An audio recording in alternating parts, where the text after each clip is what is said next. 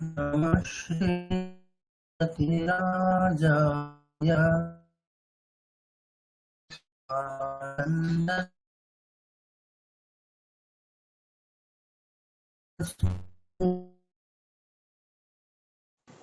Sir আপনার কথা কাটছে।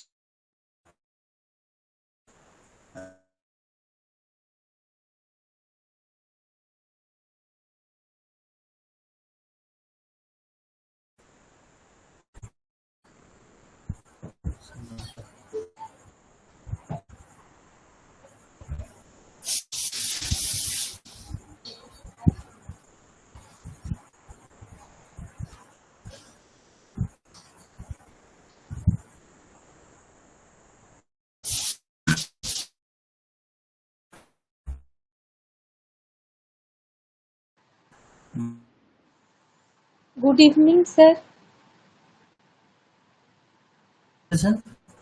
স্যার আমি অ্যাকচুয়ালি আমার মায়ের অ্যাকাউন্ট থেকে আজকে জয়েন করেছি, নীলাঞ্জনা সিংহ মহাপাত্র, তাই জন্য আমি একটুখানি বলে দিলাম। ঠিক আছে আচ্ছা, ঠিক আছে, অসুবিধা নেই। আচ্ছা, গুরুত্ব তো সবাই দেখেছে। স্যার আপনার কথা কেটে যাচ্ছে। স্যার আপনার কথা কেটে যাচ্ছে। আচ্ছা, বাকিদের ক্ষেত্রে সমস্যা হচ্ছে? হ্যাঁ স্যার, কথা কেটে যাচ্ছে, শুনতে পাওয়া যাচ্ছে না। না, শোনা যাচ্ছে কিন্তু একটু একটু কাটছে।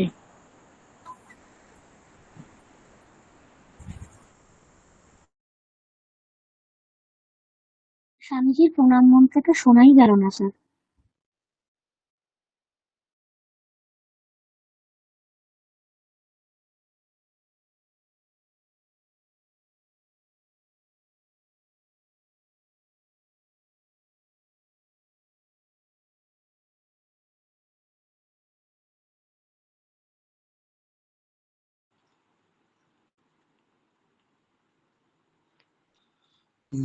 আচ্ছা, আজকে আমি ল্যাপটপে জয়েন করছি না, ওখানে একটু কানেকশনের সমস্যা হচ্ছে তাহলে।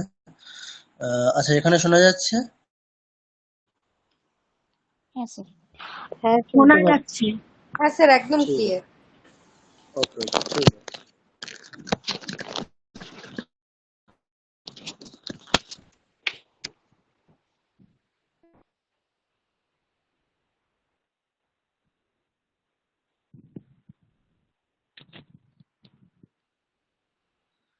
আচ্ছা, আপনাদের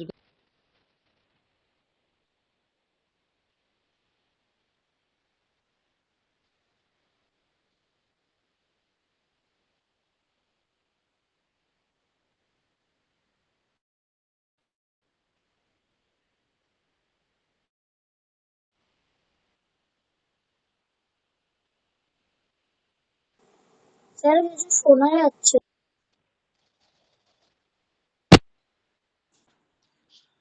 হ্যাঁ বলছি, সেকেন্ড স্টাডি মেটেরিয়াল যেটা গ্রুপে পাঠানো আছে, আমি ল্যাপটপে হচ্ছে না, ল্যাপটপ হচ্ছে ইন্টারনেটের, তো ওটা প্রত্যেকে খুলবেন, দেখবেন আমি কিছু অংশ দেখবো আজকে। মানে স্টাডি মেটেরিয়াল গুরুস্তোত্র। 2 যেটা, না গুরুস্তত্র না ম্যাডাম, আমাদের গ্রুপে যেটা দেখবেন পাঠানো আছে একটা স্টাডি মেটেরিয়াল, উচ্চারণের বিষয় নিয়ে যেটা পাঠানো আছে কিছু, ওখানে তো আমাদের কিছু অংশ এখনো বাকি আছে, বিসর্গের উচ্চারণটা কিছুটা হয়েছিল, তারপরে আরো যে অন্যান্য যে অংশগুলো আছে, দেখুন গ্রুপে একটা পাঠানো আছে স্টাডি মেটেরিয়াল 2 বলে।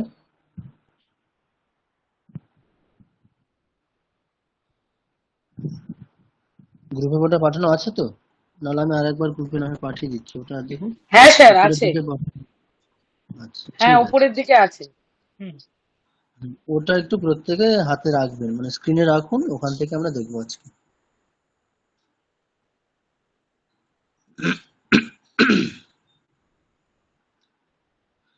আচ্ছা, ওই যে স্টাডি মেটেরিয়াল রয়েছে ওখান থেকে আমাদের দেখবেন একটা পয়েন্ট আছে, যেটা থার্ড পয়েন্ট যেটা আছে বিসর্গ বলে।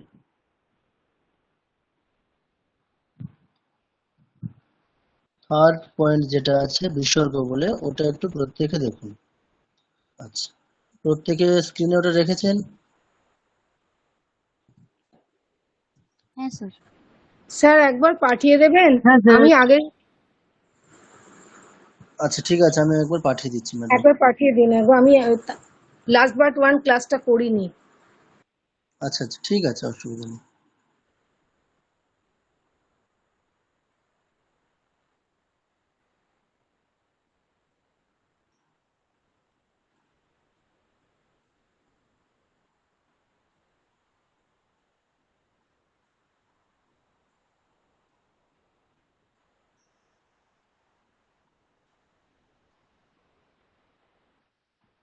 দেখুন আমি পাঠিয়ে দিয়েছি, মানে ওখানে ক্লিক করুন, দেখুন ওখানে মানে ওইটা পেয়ে যাবেন।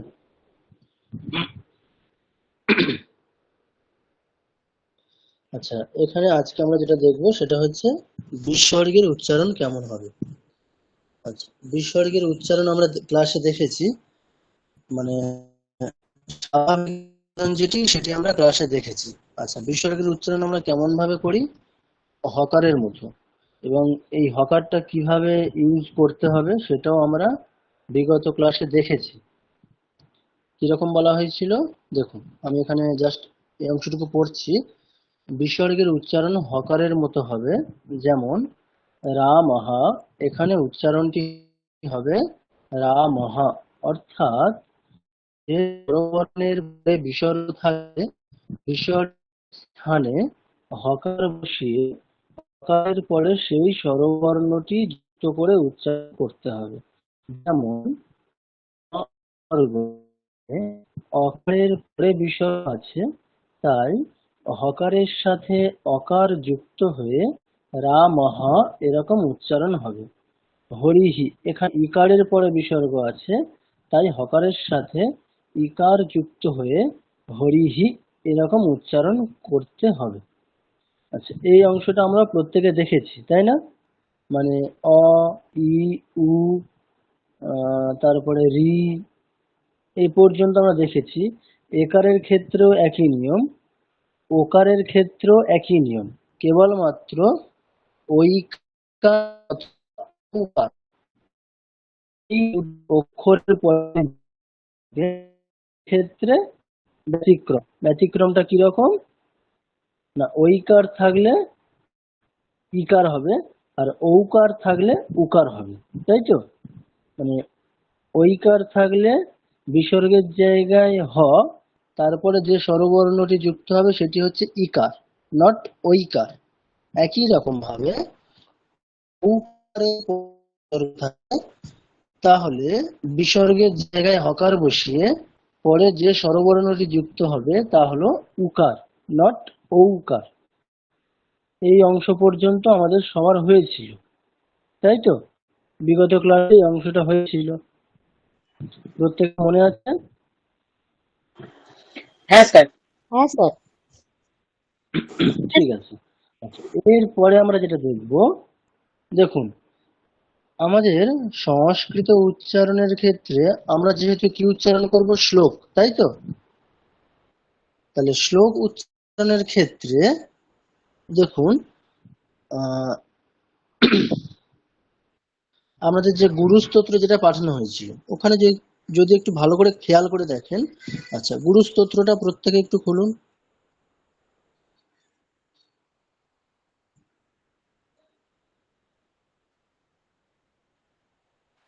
হ্যাঁ স্যার। আচ্ছা, একটা জিনিস খেয়াল করুন, আমরা দেখেছি কি বলেছি, যে যে কোনো শ্লোকে আমরা 4টি অংশে ভাগ করতে পারি, তাই তো?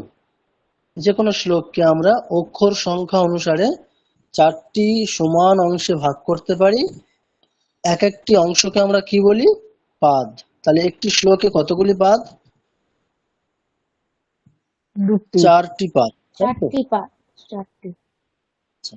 তো এই আমরা যখন একটা শ্লোক পড়ছি, তো আমরা সেটা কিভাবে পড়ছি দেখবেন খেয়াল করে, আমরা 4বার থামছি, তাই না? মানে যদি প্রথম শ্লোকটা আমরা দেখি গুরুস্তোত্রের, কোথায় কোথায় থামছি আমরা? এক একটি পাদের শেষে গিয়ে থামছি। তাহলে গুরুর ব্রহ্মা গুরুর বিষ্ণু, আমরা বিষ্ণুতে গিয়ে থামছি, তাই তো। নেক্সট, গুরুর দেব মহেশ্বরঃ, মহেশ্বরঃ ওখানে থামছি। গুরুরেব পরম ব্রহ্মা, ব্রহ্মা ওখানে থামছি। তস্मै শ্রী গুরবে নমঃ, নমঃতে গিয়ে থামছি। তো প্রত্যেকে ভালো করে খেয়াল করে দেখুন একটু, যে আমরা আমাদের উইথাউট এনি স্টপ আমরা এক একটি শ্লোককে 4 বার উচ্চারণ করছি, অর্থাৎ আমরা থামছি না, কোন রকম স্টপ না নিয়ে যতটুকু অংশ উচ্চারণ করছি। দেখুন, গুরুর ব্রহ্মা গুরুর বিষ্ণু, এই পর্যন্ত একেবারে উচ্চারণ করছি। আমরা গুরুর ব্রহ্মা বলার পরে তো থামছি না। তাহলে আমাদের উইথাউট স্টপ উচ্চারণের অংশ কতটুকু? এক একটি পাদ, তাই তো। এই হ্যাঁ স্যার। বিষয়টা ভালো করে বুঝতে হবে একটু, ঠিক আছে? প্রত্যেকে একটু মন দিয়ে শুনবেন, এই বিষয়টা বোঝার আছে একটু। আমাদের উইথাউট স্টপ আমাদের একবারের উচ্চারণের অংশ একটি পাদ। তো এই বিষয়টা মনে রাখতে হবে। এই যে বিসর্গ, অনুস্বার, উচ্চারণকে আমরা সাধারণভাবে দুটি অংশে ভাগ করতে পারি। কেমন? উচ্চারণের যে বিধি, সেটিকে আমরা সাধারণত কটা অংশে ভাগ করতে পারি? বিসর্গ বা অনুস্বারের ক্ষেত্রে দুটো অংশে ভাগ করতে পারি। কেমন? দুটো অংশ কিভাবে ভাগ করব আমরা? একটি হচ্ছে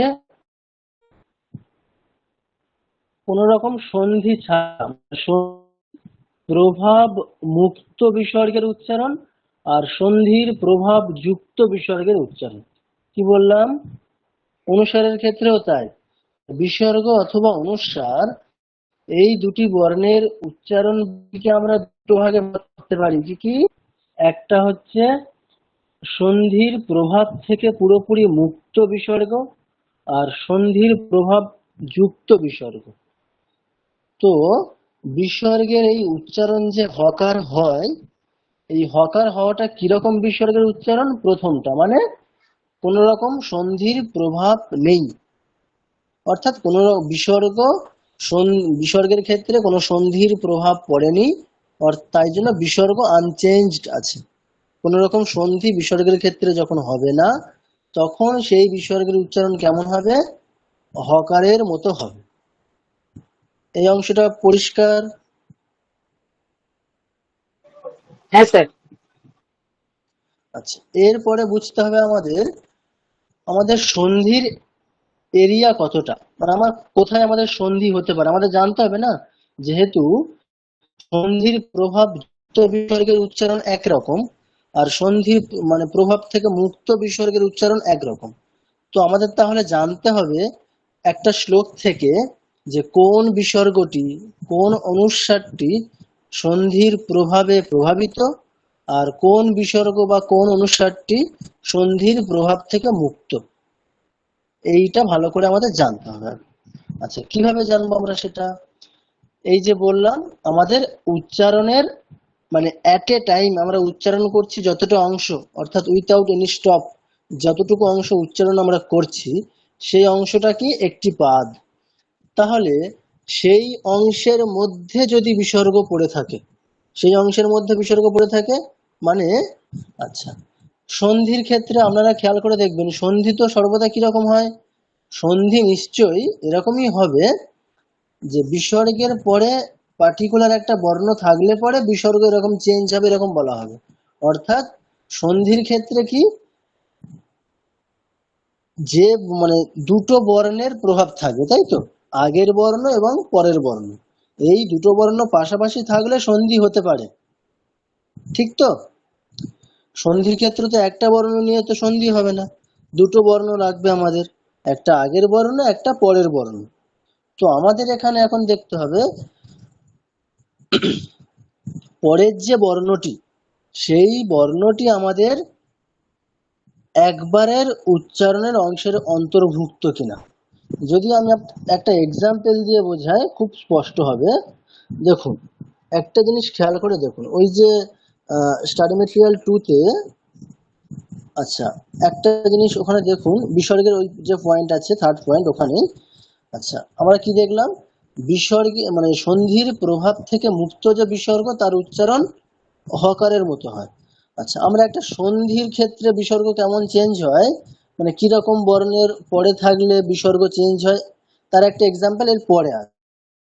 দেখুন এই জিনিসটা যদি আমরা দেখি, আর উপরের অংশটা শ্লোকে যদি আমরা এক্সাম্পল দেখি খুব স্পষ্ট করে বুঝতে পারবো।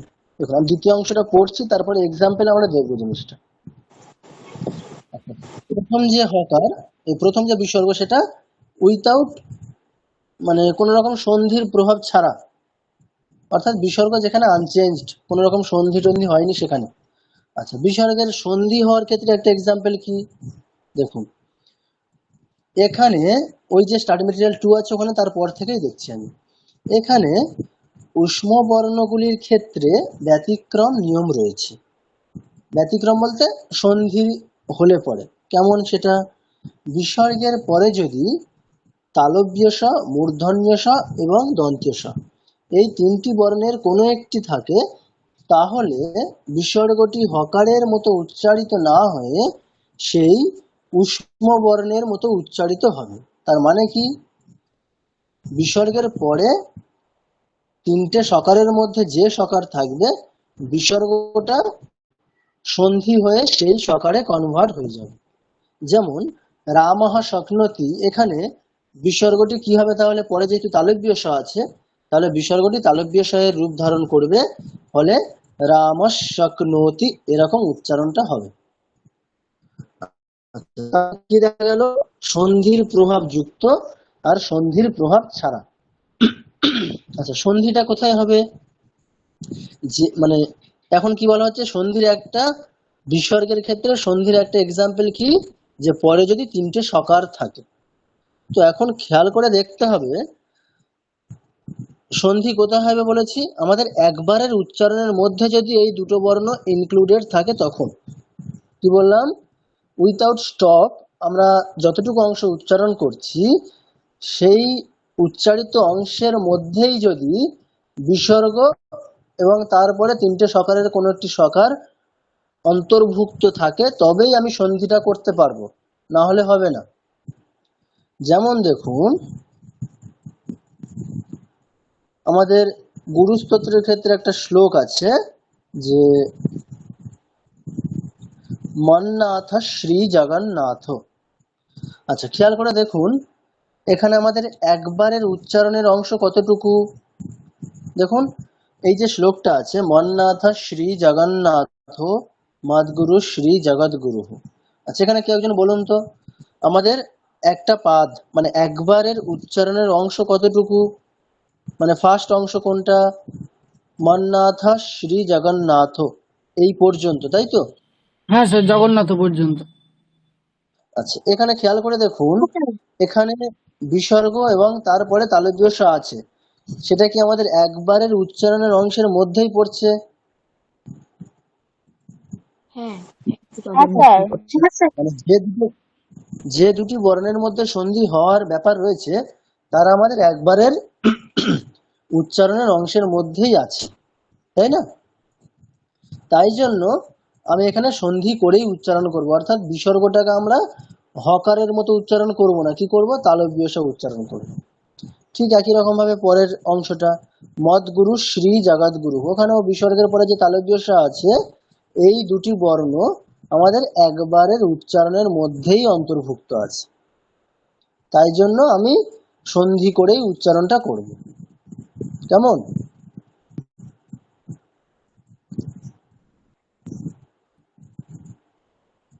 স্যার এরকম হবে তো, মন্নাথ শ্রী জগন্নাথ মধুরুষ, এরকম হবে তো?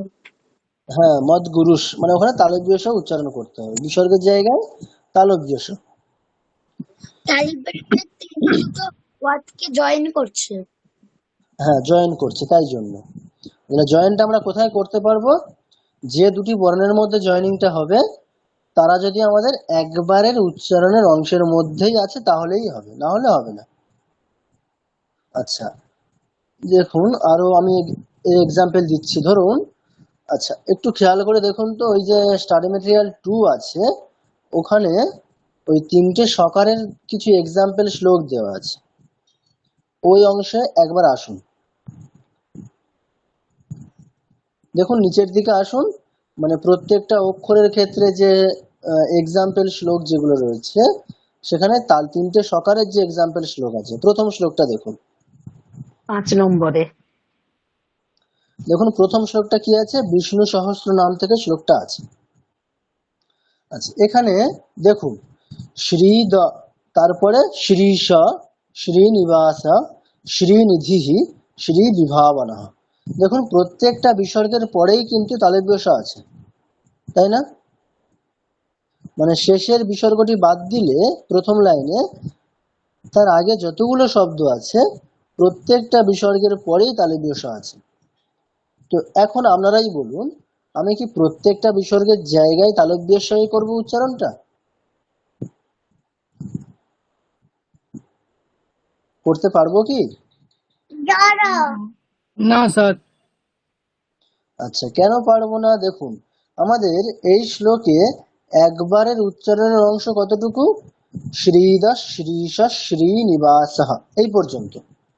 তাহলে এখন শ্রীদাহ যে বিসর্গ, শ্রীসহ যে বিসর্গ, এই দুটি বিসর্গের পরে যে তালব্য আছে সেটা আমাদের একবারের উচ্চারণের অংশের মধ্যেই আছে। অর্থাৎ যে দুটি বর্ণের মধ্যে জয়েনিং হবে তারা আমাদের উইথাউট স্টপ যতটুকু অংশ উচ্চারণ করছি ততটুকু অংশের মধ্যেই আছে। তাই জন্য আমি বিসর্গকে তালব্যের সাথে কনভার্ট করতে পারবো। কিন্তু শ্রীনিবাস যে বিসর্গ আছে, তারপরে যে শ্রীনিধি তালব্য আছে, এই বিসর্গ মানে শ্রীনিবাসের বিসর্গ আর শ্রীনিধির তালব্য এই দুটি বর্ণের মধ্যে জয়েনিংটা হবে না। কেন হবে না? কারণ শ্রীনিবাস ওখানে ওটা হচ্ছে আমাদের স্টপেজ, ওখানে আমরা স্টপ করছি। পরের যে শ্রীনিধি ওখানে শুরু করছি, অর্থাৎ শেষ আর শুরু তাদের মধ্যে কি জয়েনিং হতে পারে? না, একটি কাজের মধ্যে থাকলে জয়েনিং হবে।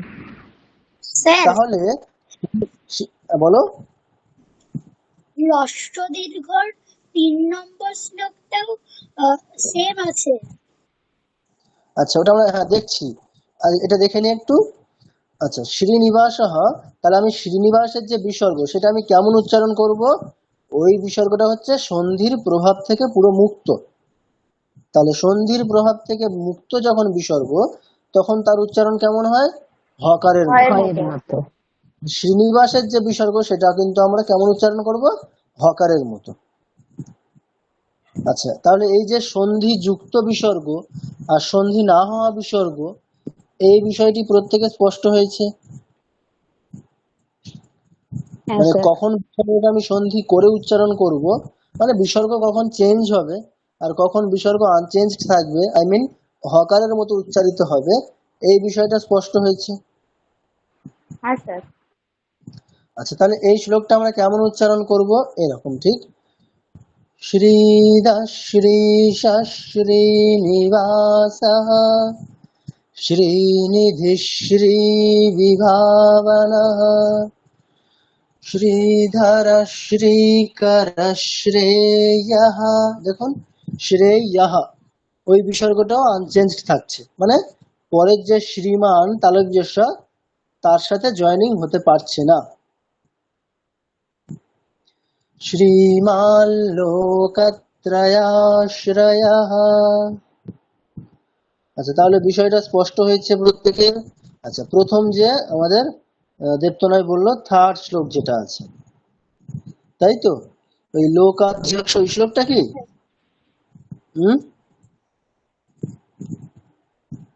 স্যার, হ্রস্ব দীর্ঘর থার্ড শ্লোকটা। আচ্ছা, ফার্স্ট শ্লোক, তাই তো? না, হ্রস্ব দীর্ঘের ফার্স্ট শ্লোকে তো এরকম কিছু নেই। না, সেকেন্ড শ্লোকেও নেই। হ্যাঁ, থার্ড মানে যেটা দু নম্বর এখানে নাম্বারিং যেটা 2 আছে সেটা মানে অগ্রণীর গ্রামণী ওই শ্লোকটাতে হবে, সন্ধিটা করা যাবে।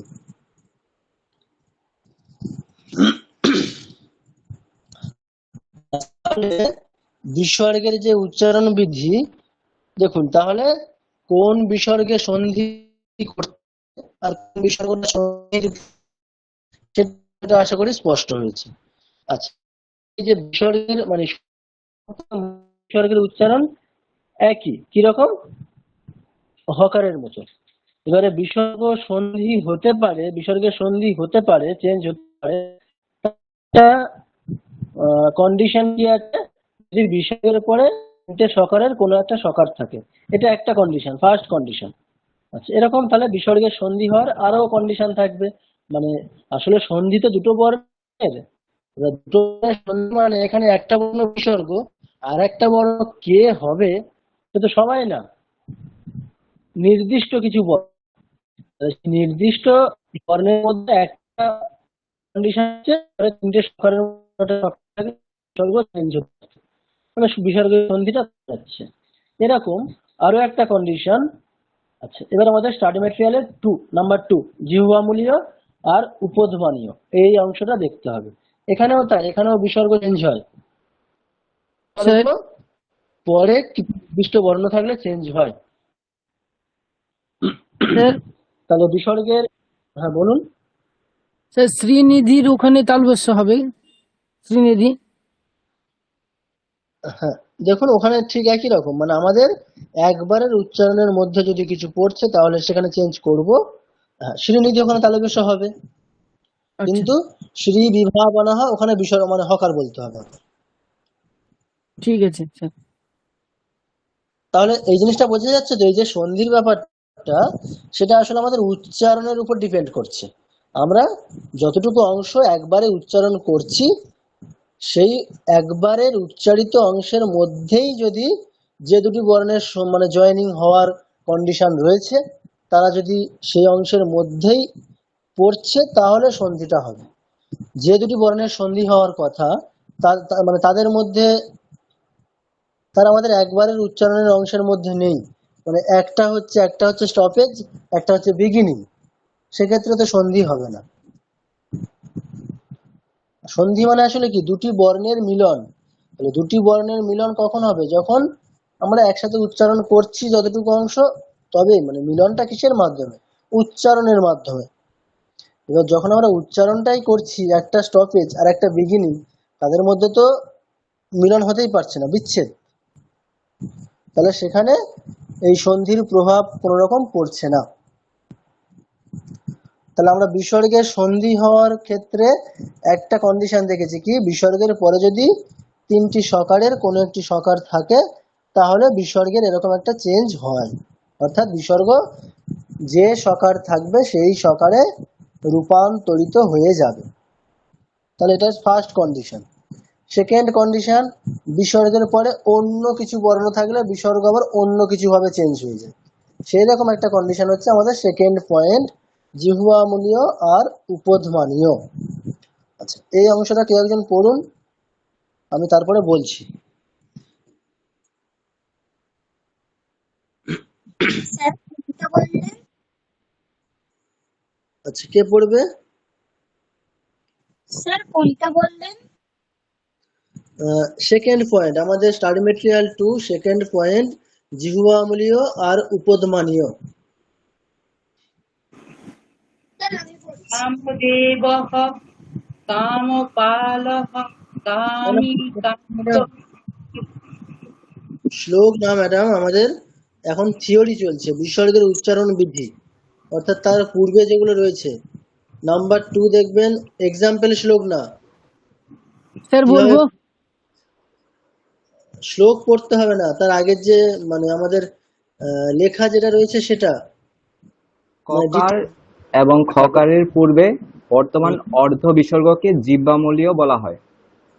সন্ধির মাধ্যমে ককার এবং খকারের পূর্বের বিসর্গের এই দশা হয়, যা জিহ্বামূলীয় নামে পরিচিত। এটি উচ্চারণ অর্ধেক খকারের ন্যায় হয়ে থাকে। পকার এবং পড়ুন। পকার এবং ফকারের পূর্বে বর্তমান অর্ধ বিসর্গকে উপধ্মানীয় বলে। সন্ধির মাধ্যমে পকার এবং ফকারের পূর্বের বিসর্গের এই দশা হয়, যা উপধ্বনিয় নামে পরিচিত। এটির উচ্চারণ অর্ধেক ফকারের ন্যায় হয়ে থাকে। এখানে লক্ষণীয় যে ক্ষীয়কারের পূর্বের বিসর্গের উচ্চারণ সম্পূর্ণরূপে যেমন হয় তেমন হবে। আচ্ছা, এবারে এই বিষয়টা দেখুন, আমরা বিসর্গের সন্ধি হওয়ার একটা কন্ডিশন দেখেছি, বিসর্গের পরে পার্টিকুলার তিনটি বর্ণ স, স আর স, এই একটা ফার্স্ট কন্ডিশন। এক্ষেত্রে বিসর্গ সেই পরবর্তী যে সকার থাকবে সেই সকারে চেঞ্জ হয়ে যাচ্ছে, এরকম একটা বিসর্গের সন্ধির কন্ডিশন আমরা দেখেছি। সেকেন্ড একটা কন্ডিশন কি, বিসর্গের পরে যদি ক অথবা খ এবং প অথবা ফ এই চারটি বর্ণের কোনো বর্ণ থাকে, তাহলে বিসর্গটা সন্ধি হয়ে যায়। সন্ধি হয়ে কি হয়ে যায়, একটা পূর্ণ বিসর্গ অর্ধেক বিসর্গ হয়ে যায়, মানে সন্ধির প্রভাবে। মানে যদি আমরা ওটাকে লিখি, একটা পূর্ণ বিসর্গ যেমন লিখি, অর্ধ বিসর্গ কেমন হবে, জাস্ট দুটি মানে বিসর্গ বলতে কি দুটি বিন্দু, তাহলে ওই দুটি বিন্দুকে যদি আমরা অর্ধেক লিখি, জাস্ট রিটেন ফর্ম ঠিক ওই রকম, মানে অর্ধচন্দ্রাকার, মানে উপরে একটা অর্ধচন্দ্র, নিচে একটা অর্ধচন্দ্র, তার রিটেন ফর্ম হচ্ছে এইরকম। এবার আমাদের তো জানতে হবে তার মানে প্রোনাউন্সিয়েশনের ফর্ম কেমন সেটা জানতে হবে আমাদের। রিটেন ফর্মটা আমরা জানতে পারলাম যে এরকম, কিন্তু প্রোনাউন্সিয়েশনের যে ফর্ম সেটা কিরকম না, ককার এবং খকারের পূর্বের যে এই যে অর্ধেক বিসর্গ, সেটির উচ্চারণটা কেমন হবে, অর্ধেক খকারের মতো, ক খ, অর্ধ খকার। এবং পকার এবং ফকারের পূর্বের যে অর্ধ বিসর্গ, মানে যেটা ওই প বা ফ থাকলে চেঞ্জ হয়ে যাচ্ছে অর্ধ বিসর্গে, তার উচ্চারণটা কেমন হবে, অর্ধেক ফকারের মতো, প ফ। ঠিক আছে, এবারে প্রশ্ন হবে যে অর্ধেক খ অর্ধেক ফ এটা ঠিক কেমন, তাই না, এর উচ্চারণটা ঠিক কেমন হবে।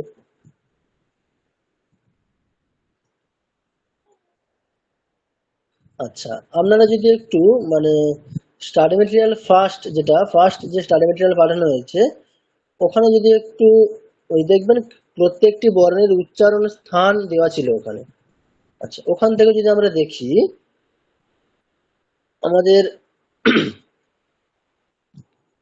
কি বলছি আমরা, এটা টেকনিক্যাল একটা টার্ম, এই যে অর্ধেক বিসর্গ, ককার এবং খকারের পূর্বের যে অর্ধ বিসর্গ, তার টেকনিক্যাল নামটা কি, জিহুয়ামূলীয়।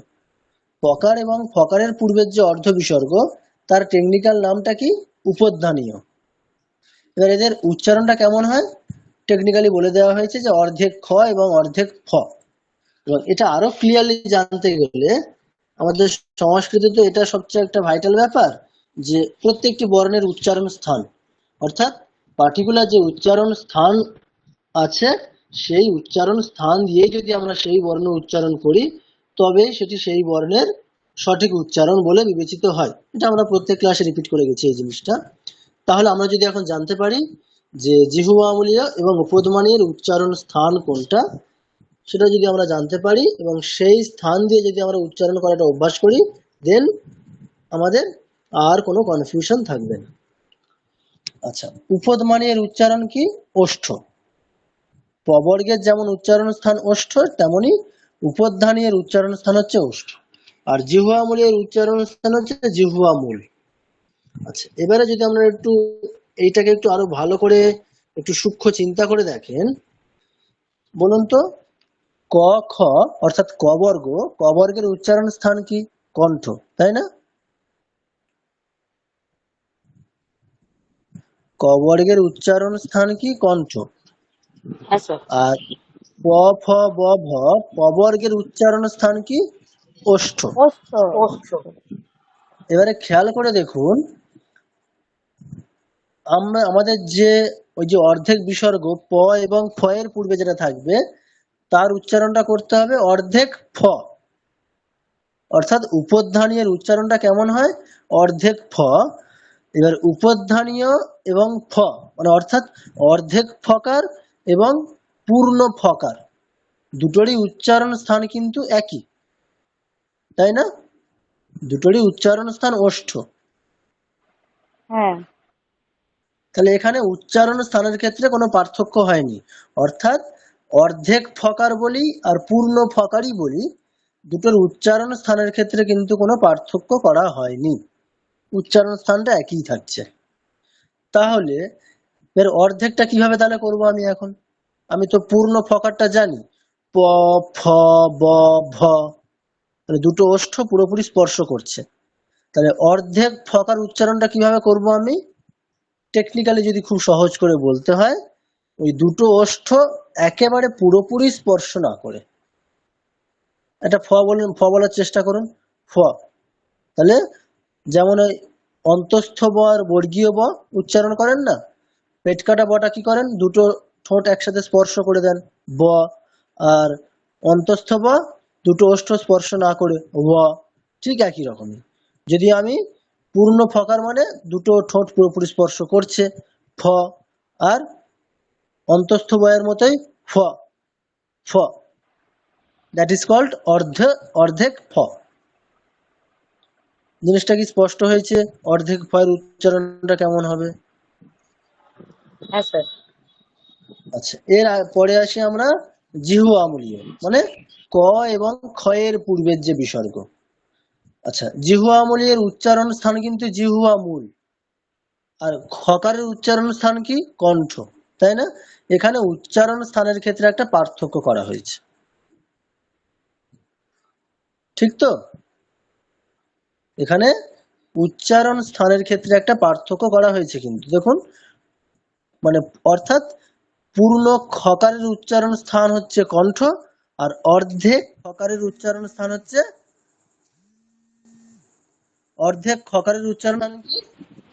জিহ্বা মূল। জিহ্বা মূল। তাহলে এখন আমাদের বুঝতে হবে জিহ্বা মূল কোনটা। আচ্ছা, কণ্ঠ প্রত্যেকে ক, খ, গ, ঘ বলুন, ঠিক পার্টিকুলার কোন জায়গাটাতে উচ্চারণ হচ্ছে ভালো করে প্রত্যেকে ফিল করুন। ক, খ বলুন, প্রত্যেকে বলে দেখুন।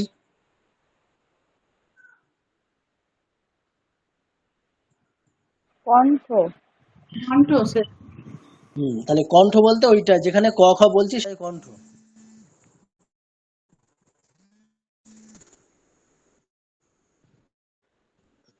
জাস্ট একটু করুন।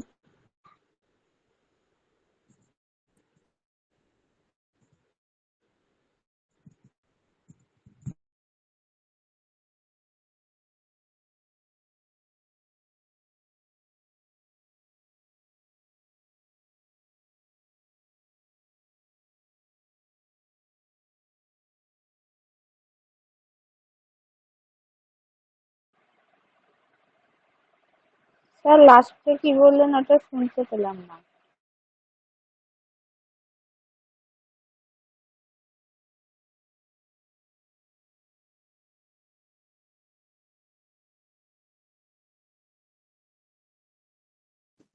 স্যার কিছু শোনা যাচ্ছে না।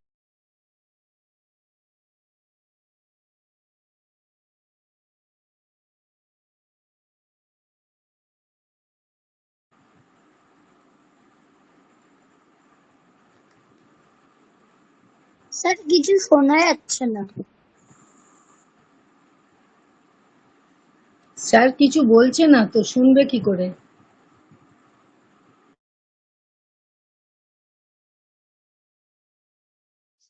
একটু ওয়েট করো, স্যারের বোধহয় কিছু সমস্যা হচ্ছে, এখনই বলবেন স্যার।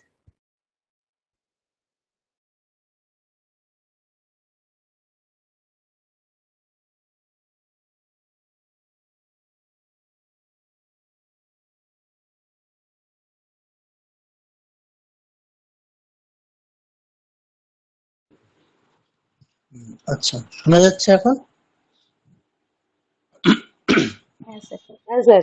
স্যার আচ্ছা, তাহলে আচ্ছা, আমাদের উপধ্বনির উচ্চারণটা স্পষ্ট হয়েছে প্রত্যেকের। এখন জিহ্বা বইয়ের উচ্চারণটা স্পষ্ট করতে হবে। টেকনিক্যালি জিনিসটা কি? অর্ধেক খ আর পূর্ণ খ, এই দুটোকে যদি আমরা ডিফারেন্সিয়েট করতে পারি, দেন আমাদের স্পষ্ট হয়ে যাবে। তো এখন উচ্চারণ স্থানের ভিত্তিতে উচ্চারণ স্থানটা কি বলা হয়েছে? পূর্ণ খকারের উচ্চারণ স্থান হচ্ছে কণ্ঠ, আর অর্ধেক খকারের উচ্চারণ স্থান হচ্ছে জিহ্বা মূলে। জিহ্বা মূল। আচ্ছা, তো এখন ভালো করে দেখুন কণ্ঠ কোনটা আর জিহ্বা মূল কোনটা। জিহ্বা মূল বলতে কোনটা? আমাদের জিভ যেখান থেকে শুরু হচ্ছে ওটা হচ্ছে জিহ্বা মূল। আর কণ্ঠ ঠিক কোনটা? কণ্ঠ আরো নিচের দিকে, মানে কণ্ঠের একটু উপরের দিকে যদি আমরা খ উচ্চারণ করি সেটাই অর্ধেক খ। মানে কিরকম, ধরুন আমার পূর্ণ খ কেমন বলছি, খ খ, তার একটু উপরে খ, মানে জিহ্বার একটু উপরের দিকে খ খ, মানে খকারটা স্পষ্ট শোনা যাবে না। প্রত্যেকে এরকম চেষ্টা করুন। কিরকম, একবার পুরোপুরি খকারটা বলুন খ স্পষ্ট করে, আর যেখান থেকে খটা বলছি তার একটু উপরের দিকে খ খ। দেখুন স্পষ্ট কিন্তু খটা বোঝা যাচ্ছে না। তাহলে কণ্ঠের একটু উপরে যদি আমরা উচ্চারণ করি খ, সেটাই হচ্ছে অর্ধেক খ। তাহলে এখন উচ্চারণ স্থানের ভিত্তিতে আশা করি বিষয়টি স্পষ্ট হয়েছে যে পার্টিকুলার কোন অংশ দিয়ে আমাদের এই অর্ধেক খ বলুন আর অর্ধেক খ কিভাবে উচ্চারণটা করতে হবে। স্পষ্ট হয়েছে প্রত্যেকের? স্যার অর্ধেক হয় উচ্চারণটা আরেকবার বলুন না। মানে পূর্ণ খ যেখান থেকে বলছি তার থেকে একটু উপরের দিকে বলতে হবে। দেখুন খ খ খ খ, মানে ব্যাপারটা যদি আমরা যদি প্রত্যেকে একটু উচ্চারণের ক্ষেত্রে একটু ফিল করেন কিরকম হবে জিনিসটা, হ আর খ, মানে যদি আমরা মানে শুনতে কেমন লাগবে, মানে হ, মানে হ বলতে হ ইয়া, এই যে উষ্ম বর্ণ যেটা আছে আমাদের হ, হ এবং খ, এই দুটোর একটা মাঝামাঝি,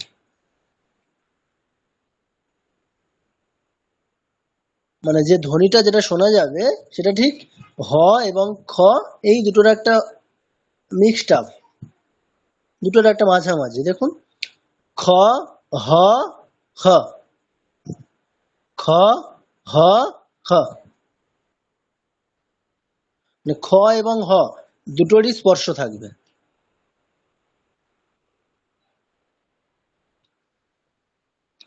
বিষয়টা কি স্পষ্ট হয়েছে মোটামুটি? এবারে আমরা এক্সাম্পলে দেখলে আরো বুঝতে পারবো, অসুবিধা নেই। তাহলে স্যার ওই খটা উচ্চারণ করার সময় কি একটুখানি মানে বাতাসের সাথে বের হচ্ছে উচ্চারণটা? না, কোনো রকম কিছু অসুবিধা নেই। তো এখানে কি করতে হবে, দেখুন অর্ধেক খ মানে টেকনিক্যালি আমরা অর্ধেক কেন বলছি, যাতে স্পষ্ট খ সেটা হবে না, মানে স্পষ্ট খ হবে না, মানে খয়ের মতো হবে কিন্তু খ না। খুব স্পষ্ট করে বললে এইরকম অর্ধেক খ বলুন অর্ধেক ফ বলুন, তার মানে কি খয়ের মতো, ফয়ের মতো কিন্তু হ না, হ না।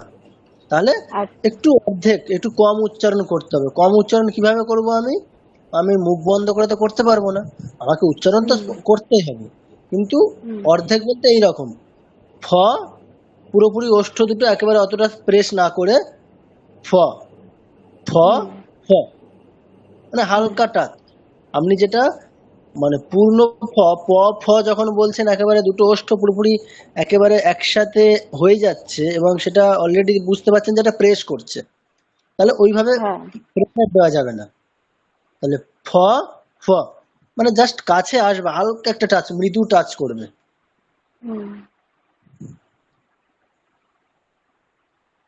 ঠিক আছে, এই রকমই একই রকম ভাবে খ, এর ক্ষেত্রে খ হচ্ছে কণ্ঠ থেকে বলছি, তার একটু উপর দিয়ে উচ্চারণ করলে মানে কণ্ঠর থেকে আর একটু সামনের দিকে আসতে হবে, তাহলে যেটা উচ্চারণ হবে সেটা হচ্ছে অর্ধেক খ, মানে জিহ্বা মূল দিয়ে হবে ওটা খ খ খ খ, এরকম। আচ্ছা, এবার এই যে বিসর্গের এই যে চেঞ্জ হওয়াটা, এটা কখন হবে, এটা তো সন্ধির ব্যাপার। তো সন্ধির ক্ষেত্রে যে নিয়মটা তালব্য স, দন্ত্য স, মূর্ধন্য স এর ক্ষেত্রে দেখেছি, সেই একই নিয়মটাও এখানে আমাদের মেনটেন করে চলতে হবে। অর্থাৎ কোন বিসর্গটাকে আমরা সন্ধির জন্য বেছে নেব আর কোন বিসর্গটা সন্ধি হবে না, অর্থাৎ হকারের মতো উচ্চারণ হবে, সেটা নির্দিষ্ট করে নিতে হবে। তো প্রথম শ্লোকটাই দেখুন প্রত্যেকে, জিহ্বামূলীয় উপধ্মানীয় যে প্রথম শ্লোক যেটা আছে, প্রথম যে লাইনটা আছে, প্রত্যেকে খেয়াল করে বলুন তো কোন বিসর্গটি চেঞ্জ হবে আর কোনটা চেঞ্জ হবে না। প্রথম লাইনটা ভালো করে প্রত্যেকে দেখুন, বলুন কোনটা চেঞ্জ হবে, মানে কোন বিসর্গটা আমি চেঞ্জ করব আর কোন বিসর্গটাকে আমি সন্ধি করব না, অ্যাজ ইট ইজ রেখে দেবো, মানে হকারের মতো বলবো। বলুন।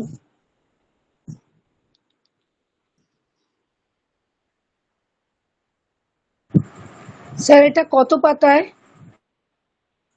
ওই স্টার মেটেরিয়াল 2 যেটা ওখানেই আছে, উপরের দিকে আসলে থিওরি গুলো আছে, নিচের দিকে দেখুন এক্সাম্পল শ্লোক গুলো আছে, প্রত্যেকটা যে অংশ আছে প্রত্যেকটির এক্সাম্পল শ্লোক কিছু আছে ওই পেজে নিচের দিকে দেখুন।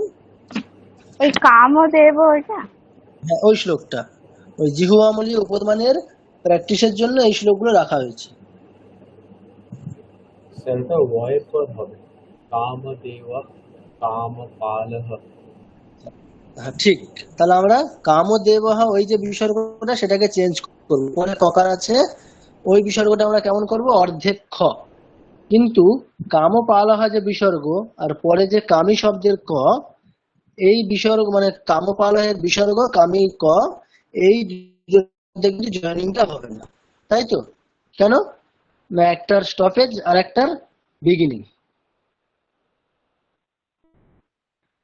এই জিনিসটাকে আমাদের ভালো করে বুঝে নিতে হবে যে কোন বিসর্গটাকে আমি সন্ধি করব আর কোনটাকে করব না। আচ্ছা আমি দেখুন ওই প্রথম লাইনটা পড়ছি একবার, তাহলে প্রথম বিসর্গটা কি হবে, খ, অর্ধেক খ। কামপালাটা হবে কামি কান্তা, কান্তা বিসর্গ সেটাও পরে ক্রি ক, তাই জন্য ওটা খ হবে, অর্ধেক খ। তাহলে কেমন হবে, কামদেবক কামপালহ কামি কান্তক কৃতাগমঃ।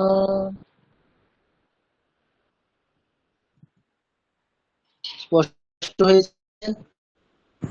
স্যার আর একবার বলুন। এটা একটু কঠিন আছে, টেকনিক্যালি একটু কঠিন, এটা একটু ভালো করে অভ্যাস করতে হবে, কিন্তু আশা করি বিষয়টি স্পষ্ট হয়েছে, মানে কেমন কি করতে হবে। স্যার বলছি এই অর্ধেক খ যেটা আছে সেটা মানে একটুখানি বাতাস বেরোবে, তার সাথে খটা হবে এবং খয়ের যে মানে ইন্টেন্সিটিটা খুবই মানে কম হবে, আমার মনে হয় সেইভাবেই হাফ হ্যাঁ, খটা হবে। তাহলে বিসর্গটা আমরা ওখানে আমরা এখন নিজেদের সুবিধার্থে এরকম করতে পারি যে ওই কামদেবহ যে বিসর্গটা সেটাকে খ হিসেবে লিখে নিতে পারি। তাহলে কামদেবক কামপালহ কামি কান্তক কৃতাগমঃ, এইভাবে। স্যার এগুলো বাংলা নেই স্যার, বাংলায় লেখা হ্যাঁ নেই? বাংলায়, এগুলো বাংলা আছে আচ্ছা ম্যাডাম, আমি পাঠিয়ে দেবো। আচ্ছা। আচ্ছা দেখুন পরের যে শ্লোকটা আছে, পরেরটা পুরোপুরি উপধ্মানীয় আছে। প্রথম লাইনটা ছিল জিহ্বামূলীয়, সরি হ্যাঁ জিহ্বামূলীয়, আর পরের যেটা আছে উপধ্মানীয়ের আছে। দেখুন বৈকুণ্ঠের পরে প আছে, তাহলে বিসর্গটা কেমন হবে, অর্ধেক ফ হবে। পুরুষের পরে প্রাণ প আছে, ওটাও তাই, অর্ধেক ফ। কিন্তু প্রাণহ শব্দের যে বিসর্গ সেটা কিন্তু চেঞ্জ হবে না, ওটা হয় উচ্চারণ করতে হবে, অর্থাৎ ওখানে কোনো সন্ধি টন্ধি হবে না। কেন না, প্রাণহ শব্দের যে বিসর্গ, প্রাণদ শব্দের যে প, এই দুটোর মধ্যে জয়েনিং হচ্ছে না, একটা স্টপেজ আর একটা বিগিনিং। তাহলে প্রাণহার যে বিসর্গ সেটা হয়ই থাকবে, হ উচ্চারণ হবে। ঠিক আছে, তাহলে এই লাইনটা কেমন হবে, প্রত্যেকটা অর্ধেক ফ। বৈকুণ্ঠ পুরুষ প্রাণঃ প্রাণব প্রাণব পৃথুঃ। আচ্ছা পরের যে শ্লোকটা আছে, এই শ্লোকটা দুটোর মিক্সড আপ আছে পুরো, অর্থাৎ জিহ্বামূলীয় উপধ্মানীয় দুটোই মিশিয়ে মিশিয়ে আছে। পরে যদি ক খ থাকে তাহলে কি খ, আর পরে যদি প ফ থাকে তাহলে ফ। দেখুন কা কা বিসর্গ কৃষ্ণ, তাহলে ওখানে কি হবে, খ। খ। দেখো, কৃষ্ণ শব্দের যে বিসর্গ পরে পিক আছে, তাহলে প থাকার জন্য কৃষ্ণ শব্দের বিসর্গটা কেমন হবে? ফ। ফ। খ। খ।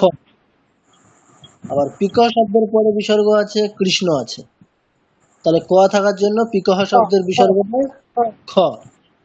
কিন্তু কৃষ্ণ শব্দের যে বিসর্গ পরে ককার আছে, কিন্তু কৃষ্ণ শব্দের বিসর্গটা কিন্তু চেঞ্জ করবো না। কেন? না, ওটা ওটা স্টপেজ। পাদের প্রথম পাদের বাইরে চলে যাচ্ছে। ঠিক একই রকম ভাবে কো ভেদা বিসর্গের পরে প আছে, তাহলে বিসর্গটা কেমন হবে? ফ।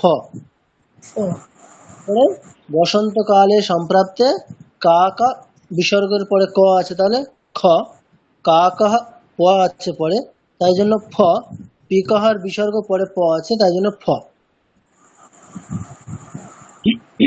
আর তাহলে একবার কেমন উচ্চারণ করে দেখান। এটা কেমন হবে তাহলে? কা কাক কৃষ্ণ পিকাক কৃষ্ণ को भेदः पिककाकयोः वसन्तकाले सम्प्राप्ते काकः काकः पिकः पिकः। দেখুন উচ্চারণটা বেশ কঠিন, প্রথম প্রথম মনে হবে, কিন্তু টেকনিক্যালি জিনিসগুলো আমরা সব বুঝে গেছি। এখন একটু অভ্যাস করলে মানে আরো খুব ফ্লুয়েন্সিটা আসবে আমাদের।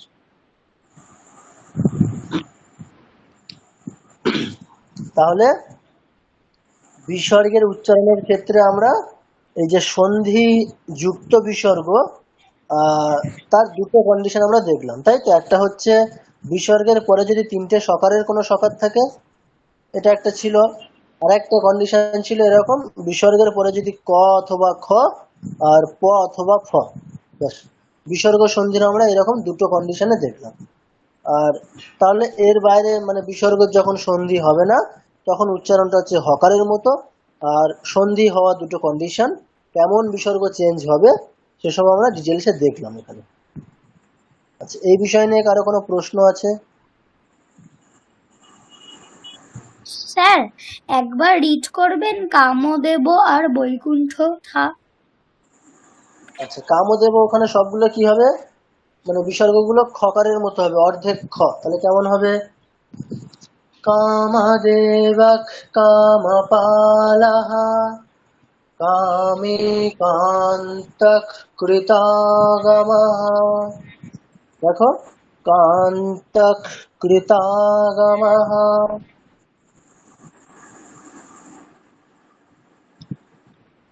মানে আপনারা প্রত্যেকে জাস্ট মনে মনে অ্যাজিউম করবেন এরকম যে ওখানে বিসর্গটা খ। তাহলে বিসর্গের জায়গায় আপনি খ হসন্ত হিসাবে উচ্চারণ করছেন, খয়ের নিচে একটা হসন্ত আছে। তাহলে কান্তক কামদেবক। আর স্যার শুধু বৈকুণ্ঠর লাইনটা বলবেন। হ্যাঁ, বৈকুণ্ঠ লাইনটা কি হবে? সবগুলোই ফ, যেহেতু পরে প আছে, তাহলে বৈকুণ্ঠ পুরুষ প্রাণঃ প্রাণদঃ প্রণবঃ পৃথুঃ। দেখো কেমন হচ্ছে? বৈকুণ্ঠ ফ, বৈকুণ্ঠ পুরুষ প্রাণঃ প্রাণদঃ প্রণবঃ পৃথুঃ। পরের শ্লোকটা কি আছে? সবগুলোই মানে জিহ্বামূলীয় উপধ্মানীয় পুরোটা মিক্সড হয়ে আছে। তাহলে কেমন হবে? পরে ক থাকলে খ আর প থাকলে ফ। কাক কৃষ্ণ পিকক কৃষ্ণ को भेदः पिककाकयोः वसन्तकाले सम्प्राप्ते काकः काकः पिकः पिकः। আচ্ছা, সবকিছুর মধ্যে কিন্তু হ্রস্ব দীর্ঘ ওই জিনিসটা কিন্তু মাথায় সবসময় রাখতে হবে। মানে আমরা যত সামনে আরো এগিয়ে যাচ্ছি, হ্রস্ব দীর্ঘটা যেন সবসময় ঠিক থাকে প্রত্যেকটি শ্লোকের ক্ষেত্রে। দেখুন প্রথম শ্লোকে যেগুলো হ্রস্ব দীর্ঘ আছে, দেখুন আমি অন্য উচ্চারণগুলো শিখতে গিয়ে যেন হ্রস্ব দীর্ঘের ব্যালেন্সটা হারিয়ে না ফেলি। কাক কৃষ্ণ পিকাক কৃষ্ণ কো দীর্ঘ কো ভে দীর্ঘ কো ভেদঃ পিকাকাকয়োঃ वसन्तकाले सम्प्राप्ते काकः काकः पिकः पिकः। ঠিক আছে, তাহলে প্রত্যেকের স্পষ্ট হয়েছে বিষয়টা? হ্যাঁ স্যার। বাহ। এরপরে আমরা যে অংশটা দেখবো, তাহলে বিসর্গের উচ্চারণ দেখলাম আমরা। এরপরে যেটা ফোর্থ পয়েন্ট, অনুস্বার। অনুস্বারের উচ্চারণটা আমরা দেখবো। তাহলে অনুস্বারের ক্ষেত্রে একই রকম, সন্ধি যুক্ত অনুস্বারের উচ্চারণ আর সন্ধি ছাড়া। যেমন সন্ধির প্রভাব থেকে পুরোপুরি মুক্ত যে বিসর্গ, তার উচ্চারণ কেমন, হকারের মতো হয়, ঠিক একই রকম আমরা এখানেও দেব। অনুস্বারের ক্ষেত্রে কি হবে, কোন রকম সন্ধির প্রভাব নেই এই রকম যে বিসর্গ, অনুস্বার, তার উচ্চারণটি কেমন হবে, মকার। তাহলে অনুস্বার ইজ ইকুয়াল টু ম, যখন কোন রকম সন্ধি নেই তখন।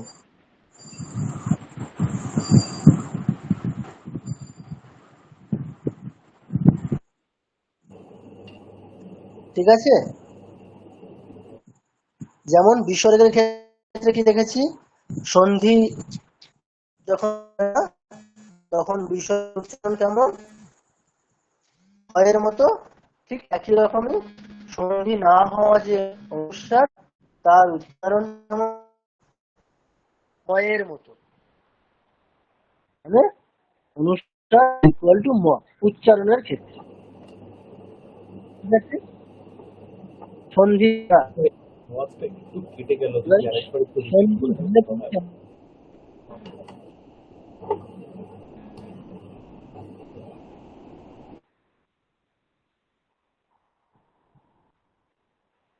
আচ্ছা, কেউ একজন এটা একটু পড়ুন।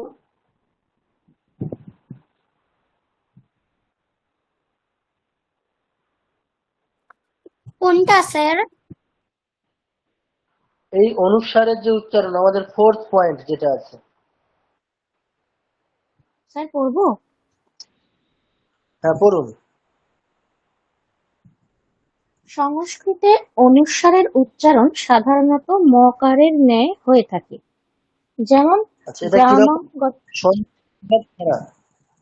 এবারে সন্ধি হলে পরে কেমন হয়, এরপরে শুরু হচ্ছে। আচ্ছা চলুন এগিয়ে যান। যেমন গ্রামং গচ্ছতি, এটি উচ্চারিত হয় গ্রামম গচ্ছতি এরকম। অনুস্বারের উচ্চারণটি আরো সুন্দর করার জন্য আমরা সন্ধির সাহায্য নিতে পারি। অনুস্বারের পরে যে বর্গের বর্ণ থাকবে, অনুস্বারটি সেই বর্গের পঞ্চম বর্ণের রূপ ধারণ করবে। যেমন গ্রামং গচ্ছতি, এখানে অনুস্বারের পরে ক বর্গের বর্ণ রয়েছে, তাই অনুস্বারটি ক বর্গের পঞ্চম বর্ণ ঙকারের মতো উচ্চারিত হবে। তাহলে উচ্চারণটি হবে গ্রামং গচ্ছতি আচ্ছা, এরকম।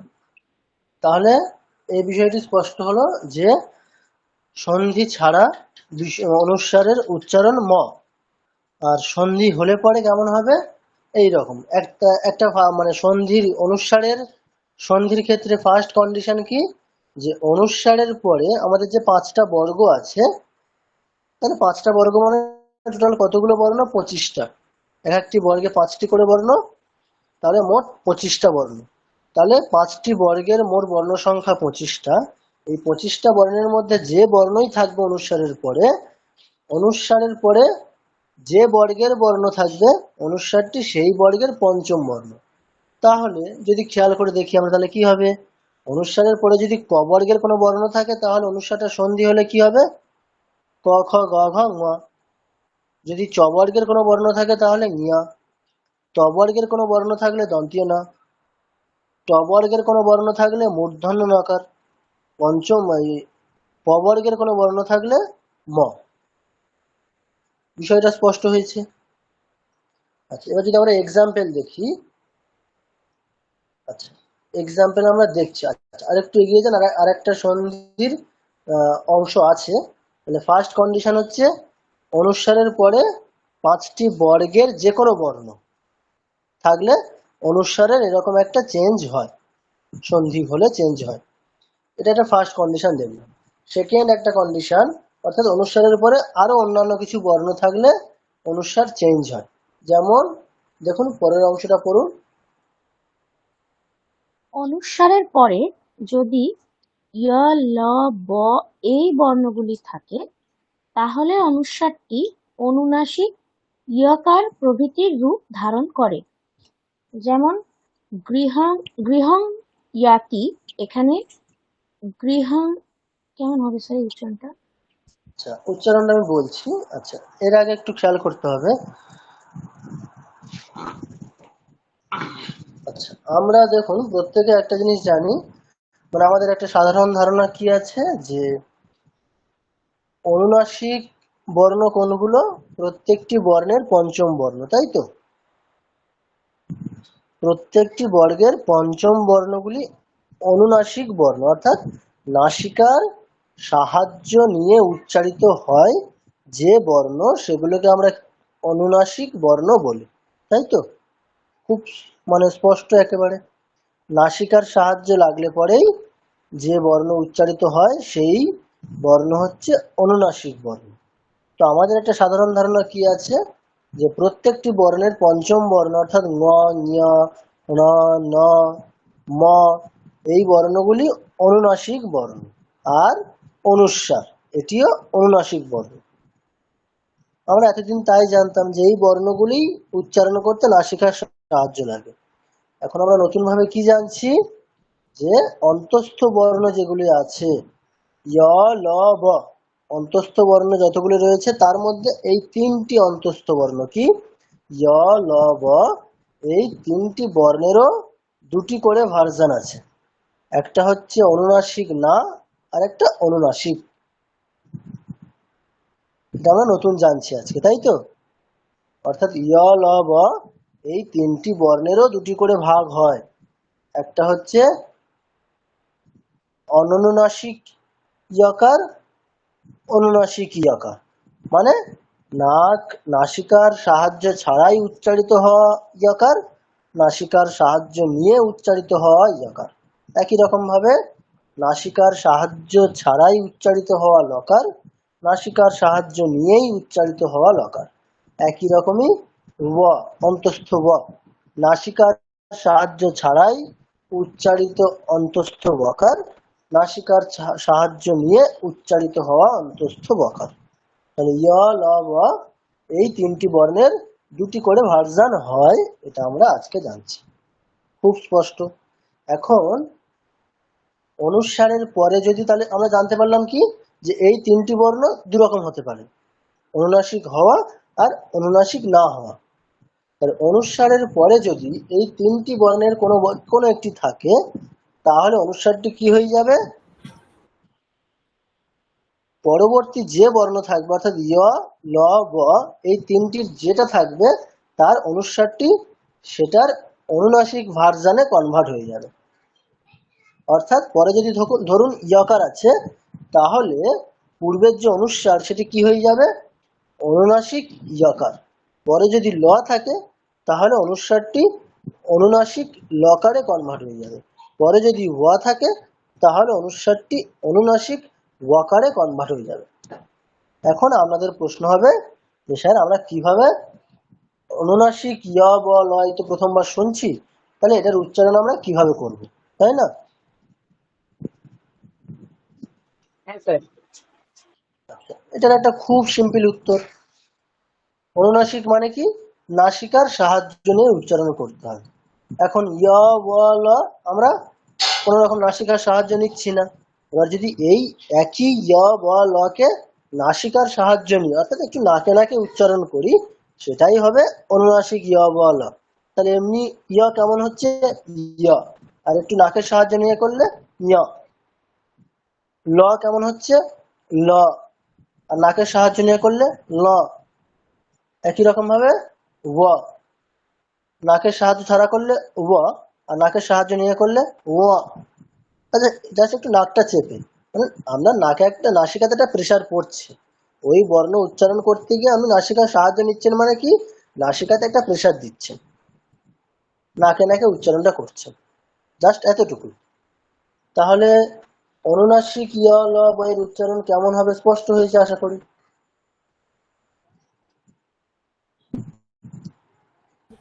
স্পষ্ট প্রত্যেকের? স্যার আরেকবার বলবেন অনুনাসিক বর্ণ কোনগুলো? আচ্ছা, অনুনাসিক বর্ণ কোনগুলো? আমরা যে বর্ণগুলোতে নাসিকার সাহায্য লাগে, আমরা এতদিন কি জানতাম, যে প্রত্যেকটি বর্গের যে পঞ্চম বর্ণ, ধরো ক খ গ ঘ, এই চারটি বর্ণ তো আমাদের নাসিকার সাহায্য লাগে না, কিন্তু উচ্চারণ করে দেখো ঙকারটা পঞ্চম বর্ণ, ক খ গ ঘ ঙ। দেখো যখন ঙকারটা বলছে তখন দেখো নাকে একটা প্রেশার পড়ছে,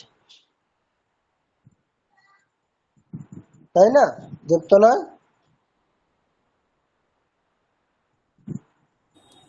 দীপ্ত নয়, শোনা যাচ্ছে কি? স্যার তার আচ্ছা মানে কি উঙ ইয় ন ন ন ম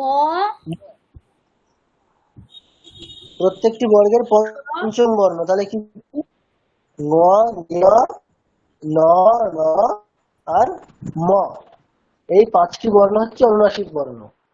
এখন থেকে আমরা এটাও জানছি যে য় ল ব, বাংলাতে আমরা সাধারণত এটার সাথে পরিচিত না, কিন্তু সংস্কৃতে য় ল ব এই দুটি বর্ণ, এই তিনটি বর্ণ দুরকম হতে পারে, অর্থাৎ অনুনাসিক ছাড়া আর অনুনাসিক হওয়া।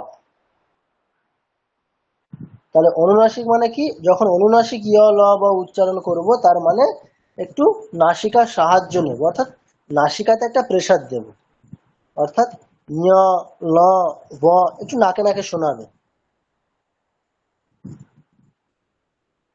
ঠিক আছে, তাহলে বিষয়টা স্পষ্ট হয়েছে। এবারে অনুসারের ক্ষেত্রে এই যে সন্ধির বিষয়টা দেখলাম, নিচের যে একটা এক্সাম্পল শ্লোক আছে দেখুন, শ্রীমদ ভগবত গীতার যে মঙ্গল শ্লোক, ওই এক্সাম্পলে আমরা এই অনুসার সন্ধি এটার অ্যাপ্লাই করে দেখব। ঠিক আছে, আচ্ছা শ্লোকটা কি আছে দেখুন, বসুদেব শ্রুতম অনুসার আছে, দেবমের অনুসার আছে, দেবকী পরমানন্দ অনুসার আছে, কৃষ্ণম এখানে অনুসার আছে। এখন প্রত্যেকে বলুন কোন অনুসার চেঞ্জ করবো?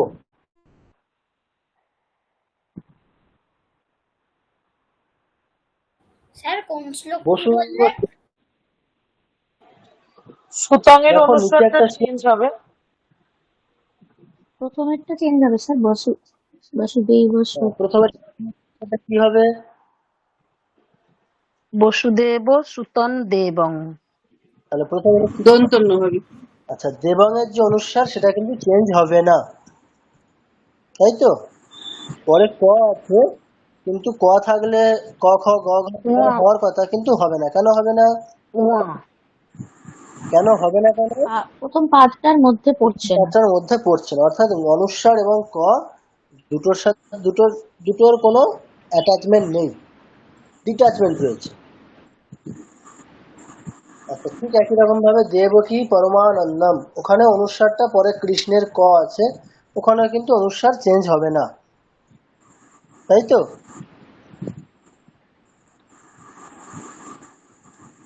অনুসার চেঞ্জ না হয় ওই চেঞ্জ না হলে কেমন হবে? চেঞ্জ হয়েছে, চন্দ্রবিন্দুতে ম হবে কনভার্ট তো হয়েছে। স্যার। চেঞ্জ না হলে ম, আর তারপরে কৃষ্ণ অনুসারটা। বন্দে জগৎগুরু। আচ্ছা দেখুন, কৃষ্ণমের যে অনুসারটা আছে পরে বন্দে আছে, অর্থাৎ বকার আছে, অন্তস্থ বকার। তাহলে অন্তস্থ বকার থাকলে কি হবে? অনুসারটা অনুনাসিক অন্তস্থ বকারে কনভার্ট হয়ে যাবে, তাই তো?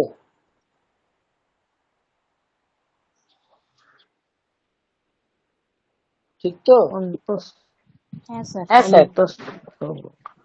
আচ্ছা, তো তাহলে আচ্ছা নিচে যেটা লেখা আছে, নিচে দেখুন প্রত্যেকটাতে প্রত্যেকটি অনুসার চেঞ্জ করেই লেখা আছে। ওটা জাস্ট কিসের জন্য? উচ্চারণের জন্য না, ওটা জাস্ট আমাদের মানে কি হবে, চেঞ্জ হলে কি হতো, পুরো সমস্ত অনুস্বার চেঞ্জ হলে কি হতো সেটা বোঝানোর জন্য লেখা আছে ওটা। ঠিক আছে, তার মানে ওটা আমরা উচ্চারণটা কেমন করব? বসুদেব সুতান অনুসারের জায়গায় নকার, তারপর দেবমের অনুসারটা ম। তাহলে বসুদেব সুতং দেবম কংসচাণূরমর্দনম দেবকী পরমানন্দম। কৃষ্ণমের অনুসারটা কি হবে? অন্তস্থ ব, মানে নাকে নাকে ব। তাহলে কেমন হবে? কৃষ্ণং বন্দে জগদ্গুরুম, কৃষ্ণং বন্দে জগদ্গুরুম। স্যার আপনি তো ম উচ্চারণ করলেন, কিন্তু ওখানে উঙা লেখা আছে কেন? আচ্ছা, ওটা কি বললাম? ওটা জাস্ট আমাদের এই যে অনুস্বারের সন্ধি হলে কি কি হতে পারে এটা শুধুমাত্র বোঝানোর জন্য, মানে উচ্চারণের জন্য না। চেঞ্জ হলে, সম্পূর্ণ অনুস্বারটা চেঞ্জ হলে কি হতো। দেবমের অনুস্বারটা কিন্তু চেঞ্জ হবে না, ওটা আমাদের নর্মাল যে উচ্চারণ হয় অনুস্বারের ম, সেটাও অক্ষুণ্ণ থাকবে ওখানে। দেবকী পরমানন্দের যে অনুস্বার সেটাও চেঞ্জ হবে না, উচ্চারণের জন্য সেটা ম। নিচে যেটা লেখা রয়েছে চেঞ্জ করে, সেটা শুধুমাত্র বোঝানোর জন্য যে কোন বর্ণ পরে থাকলে কি হয়, জাস্ট একটা সন্ধির আইডিয়াটা হওয়ার জন্য। ঠিক আছে। ঠিক আছে?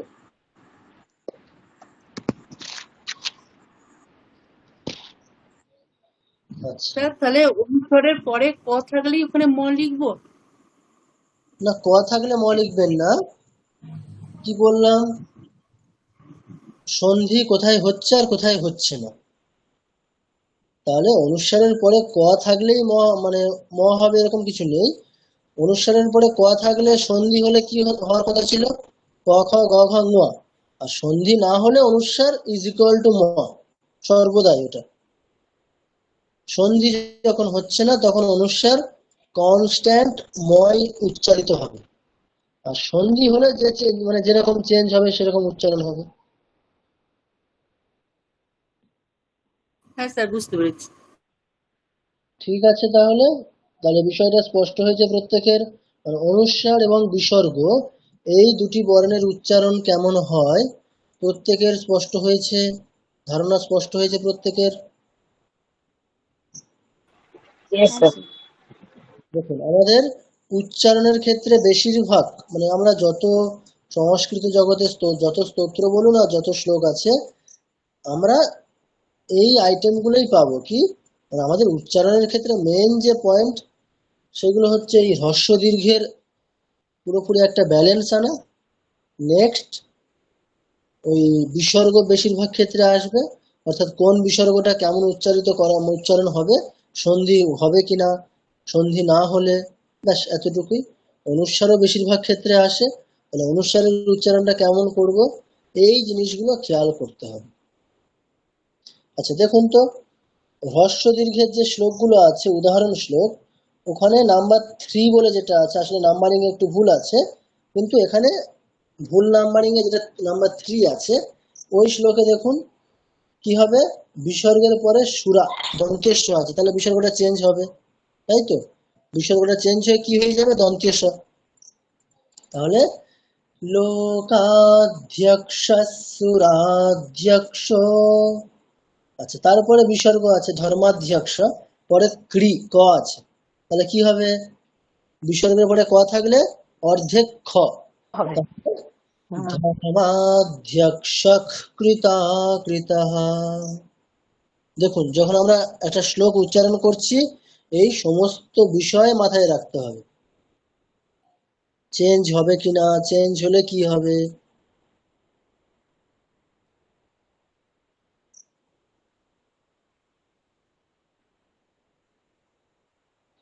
প্রত্যেকে স্পষ্ট হয়েছে তাহলে? স্যার এটা অনুস্বার একবার উচ্চারণ করুন। স্যার হ্যাঁ, এটা একবার বলে দিন না। কেমন হবে? প্রথম বিসর্গটা কি হয়ে যাবে? দন্তেশ হয়ে কনভার্ট হয়ে যাচ্ছে, তাহলে লোকাধ্যক্ষ দন্তেশ। लोकाध्यक्षः सुराध्यक्षो ধর্মাধ্যক্ষः কৃতাকৃতः। তাহলে পরের যে বিসর্গ সেটা খ, ধর্মাধ্যক্ষः কৃতাকৃতः। ঠিক আছে, স্পষ্ট হয়েছে?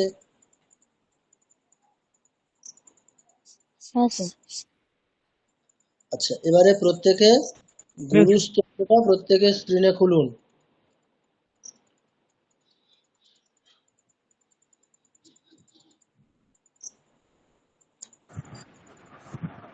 কি খুলতে বলছেন স্যার? গুরুস্তোত্র, ওটা বলেছিলাম যে প্রত্যেকে একটু প্র্যাকটিস করবেন। মাঝখানে সময় মাত্র একদিন, দুদিন ছিল। আশা করি প্রত্যেকে একটু প্র্যাকটিস করেছেন। আমি প্রত্যেককে একটি করে শ্লোক ধরবো।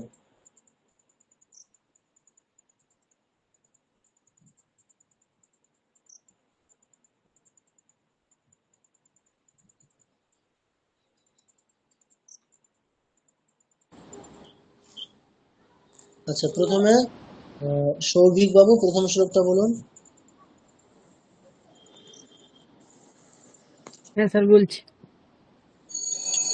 অথ গুরুস্তোত্রম গুরুর্ব্রহ্মা গুরুর্বিষ্ণুঃ গুরুর্দেবো মহেশ্বরः গুরুরেব পরম ব্রহ্ম তস্मै শ্রী গুরবে নমঃ। আমি আচ্ছা, বাহ, আমি পরেরটা বলবো। আমার জ্বর, আমি করিনি, একটুখানি করেছি, 2-3টে। বলুন। স্যার আমারটা ঠিক আছে? হ্যাঁ, ঠিক আছে, খুব দারুণ হয়েছে। প্রত্যেকে ভালো বলছেন, এইভাবে প্র্যাকটিস করুন, আরো সুন্দর হবে। আচ্ছা বলুন, সুমনা ম্যাডাম, তাই তো? হ্যাঁ হ্যাঁ। বলুন। স্যার আমি বলতো अखण्डमण्डलाकारं व्याप्तं येन चराचरं तत्पदं दर्शितं येन तस्मै श्रीगुरवे नमः।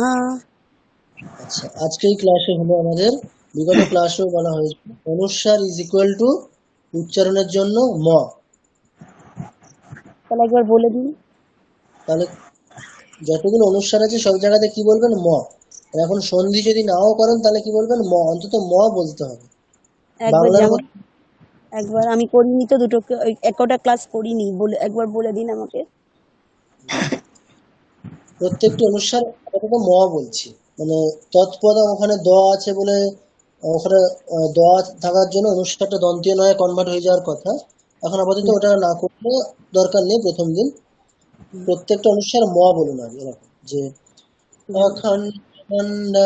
अखण्डमण्डलाकारं व्याप्तं येन चराचरं तत्पदं दर्शितं येन तस्मै श्रीगुरवे नमः। এখানে সন্ধি হ্যাঁ, বলুন, अखण्डमण्डलाकारं व्याप्तं येन चराचरं तत्पदं दर्शितं येन। এই তো, এরকম তো। হ্যাঁ হ্যাঁ, একদম ম বলতে হবে, ঠিক। হ্যাঁ, তস্मै শ্রী গুরবে নমঃ। আচ্ছা, বাহ, ঠিক আছে। স্যার এখানে যদি আমি পরেরটা বলবো। পরেরটা দেবতলায় বলো। अज्ञानतिमिरान्धस्य ज्ञानाञ्जनशलाकया चक्षुरुन्मिलितं येन तस्मै श्रीगुरवे नमः। আচ্ছা, দ্বিতীয় বর্ণ চক্ষুরুন্মি, ওটা দীর্ঘ আছে, তাহলে মিটাকে একটু টানতে হবে। চক্ষুরুন্মিলিতম येन, বলো, আরেকবার বলো। चक्षुरुन्मीलितं येन तस्मै श्रीगुरवे नमः। আচ্ছা, বাহ, ঠিক আছে। পরের জন কে বলবেন? স্থাবরম, ওই শ্লোকটা বলুন। বলবো স্যার? আচ্ছা, শুভ্রা ম্যাডাম বলুন। স্থাবরম, ওরে বাবা চলে গেল। স্থাবরম জঙ্গমং ব্যাপ্তম যেন কৃতস্নং চরাচরম তৎপদম দর্শিতম येन তস্मै শ্রী গুরবে নমঃ। আচ্ছা ম্যাডাম, ওই প্রথম লাইনে ওই শব্দটা হচ্ছে কৃৎস্নম, মানে কয় রি কয় দন্তস্য, কৃতস্নম। না কৃতস্নম নয় ম্যাডাম, ওটা হচ্ছে খন্ডেত্ব, মানে ত দন্তেশ্ব ন তিনটেই যুক্তাক্ষর আছে। উচ্চারণটা কিরম হবে? উচ্চারণটা এরকম, কৃৎস্নম, কৃৎস্নম। কৃতস্নম। আচ্ছা। ঠিক আছে, শ্লোকটা আবার বলুন। জঙ্গমং ব্যাপ্ত্যম येन কৃৎস্নম। কি হবে? কৃৎস্নম। হ্যাঁ, ঠিক আছে, ঠিক উচ্চারণ করছেন, বলুন। কৃষ্ণম চরাচরম তৎপদম দর্শিতম येन তস্मै শ্রী গুরবে নমঃ। আচ্ছা, বাহ, ঠিক আছে। পরের শ্লোক। আচ্ছা বলুন ম্যাডাম, বলুন। তাকে বললেন।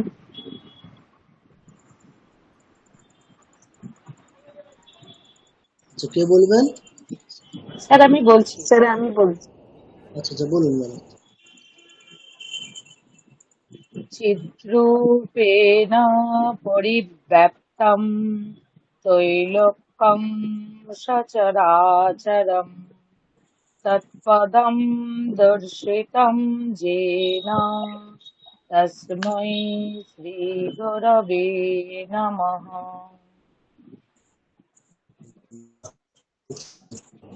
আচ্ছা, শোভন বাবু।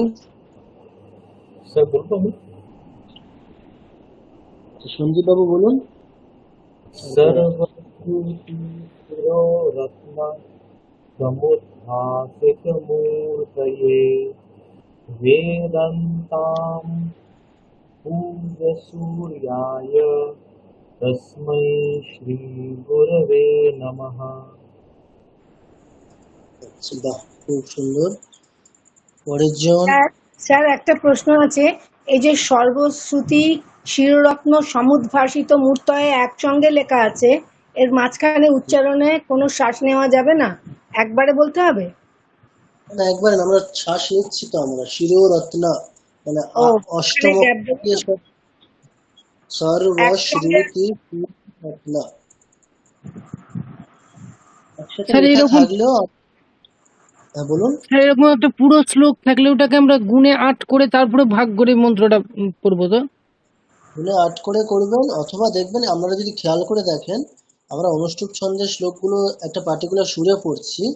এবারে ওই সুরে যখন পড়ছি, ওই সুরেই অটোমেটিক্যালি দেখবেন মানে আপনি যদি ওই সুরটাকে যথাযথ রপ্ত করেন, দেখবেন খেয়াল করে যে আপনি অটোমেটিক্যালি আপনার অজান্তেই অষ্টম অক্ষরে গিয়েই ওটাই আপনার স্টপেজ হয়ে যাচ্ছে। দেখুন, সর্বশ্রুতি শিরোরত্না, মানে আপনি পরে যদি সকারটাকে ভুল করে নিয়ে নেন, দেখবেন আপনি সুরটা ঠিকঠাক হচ্ছে না আপনার। তো ওই সুরটা যদি আমরা ঠিকঠাক করতে পারি, অটোমেটিক্যালি আমাদের সুরের ডিমান্ড অনুযায়ী অষ্টম অক্ষরে গিয়েই থামবো আমরা। আমরা 7 নম্বর অক্ষরে গিয়ে থামলেও দেখবো সুর বেসুর হয়ে যাচ্ছে, 9 নম্বর অক্ষরে গিয়ে থামলেও দেখবো সুরটা বেসুর হয়ে যাচ্ছে, মানে তাল কেটে যাচ্ছে। ঠিক আছে, তা মানে আপনারা ওটা দিয়ে করতে পারেন। এখন প্রথম প্রথম যদি সেটাতে অসুবিধা হয়, তাহলে অক্ষর কাউন্টিং করে করতে পারেন। ঠিক আছে। আচ্ছা, পরের জনকে বলবেন। স্যার আমি বলছি, চৈতন্যম শাশ্বতম শান্তম ব্যোমাতীতম নিরঞ্জনম বিন্দুনাদকলাতীতঃ তস্मै শ্রী গুরবে নমঃ। বাহ, খুব সুন্দর হয়েছে। স্যার আমার একটা বলার আছে। আচ্ছা বলো। স্যার যেই ওয়ার্ডের পরে ইয়েনো আছে সেই ওয়ার্ডগুলো টানা যাচ্ছে, কিন্তু স্থাবরং জঙ্গমম ব্যাপ্তম বলে একটা থাম আছে কেন? স্থাবরম জঙ্গমম ব্যাপ্তম, ওখানে আমরা থামছি কেন? হ্যাঁ স্যার। আচ্ছা, ওখানে কেন থামছি দেখো, ওখানে তো অষ্টম অক্ষর হয়ে যাচ্ছে। দেখো, স্থাবরম, 3, জঙ্গমম 3, 3, 3, 6, ব্যাপ্তম 2, 8।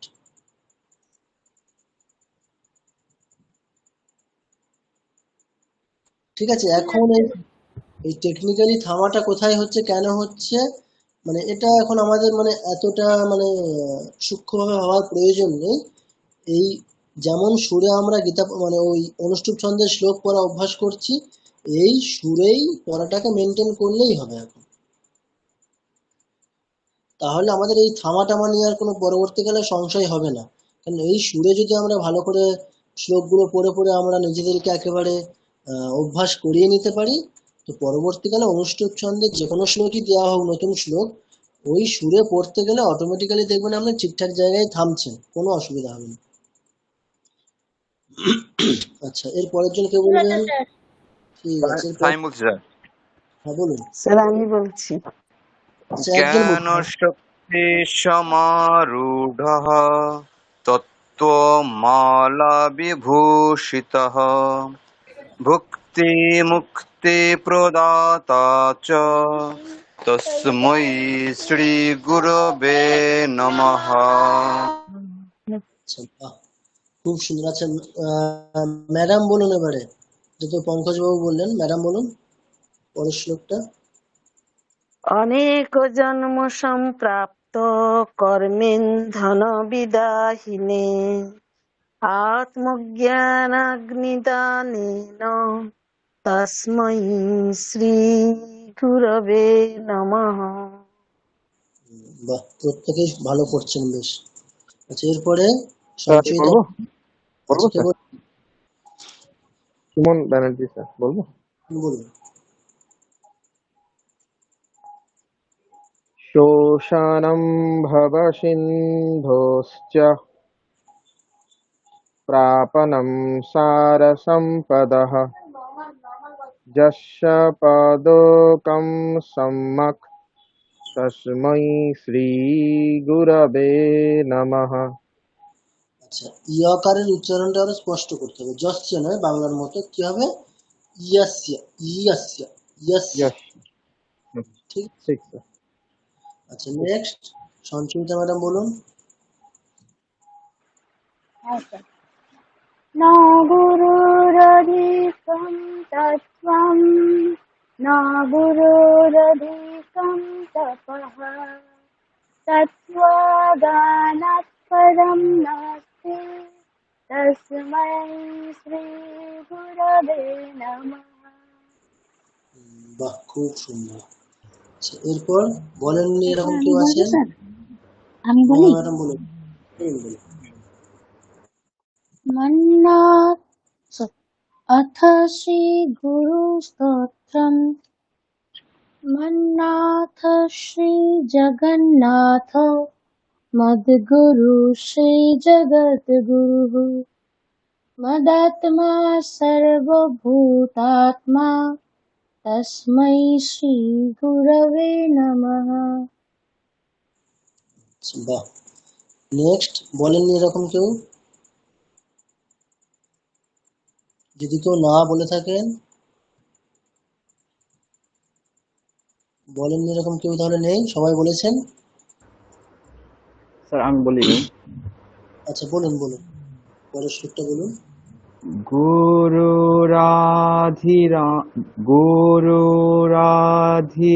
গুরুরাধিরনাদিশ্চ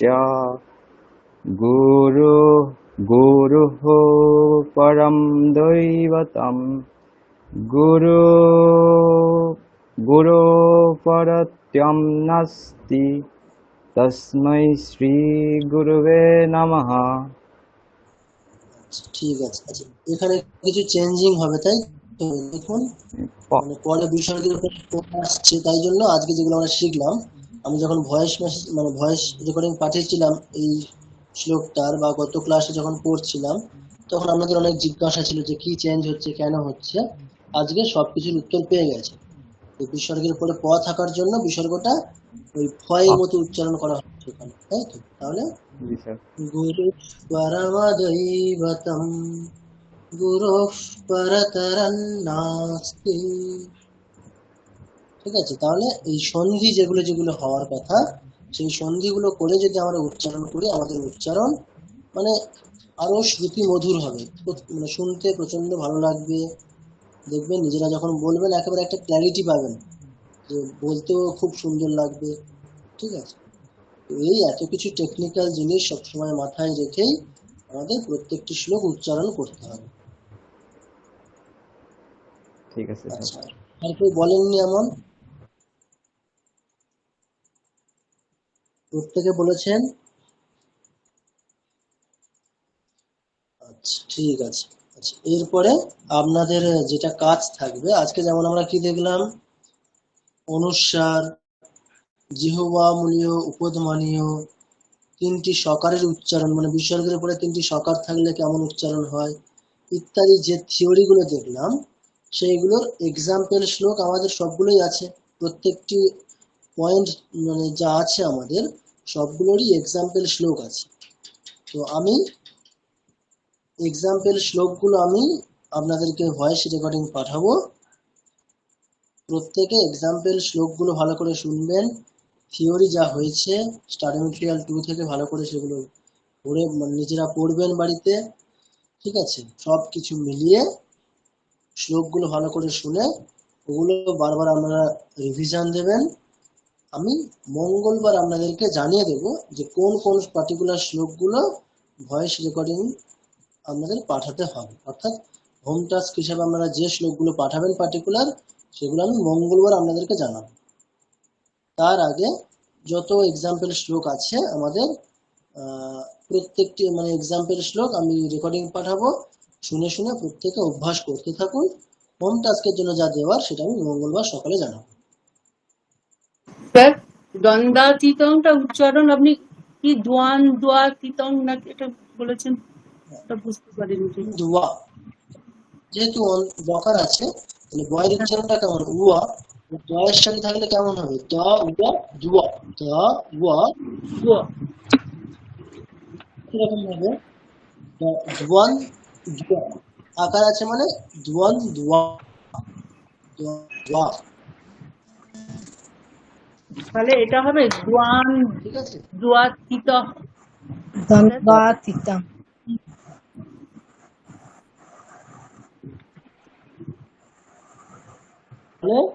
আচ্ছা, আমি তাহলে আপনাদেরকে প্রত্যেকটা স্যাম্পেল শ্লোকের ভয়েস রেকর্ডিং পাঠিয়ে দেবো। প্রত্যেকে ভালো করে শুনে অভ্যাস করবেন।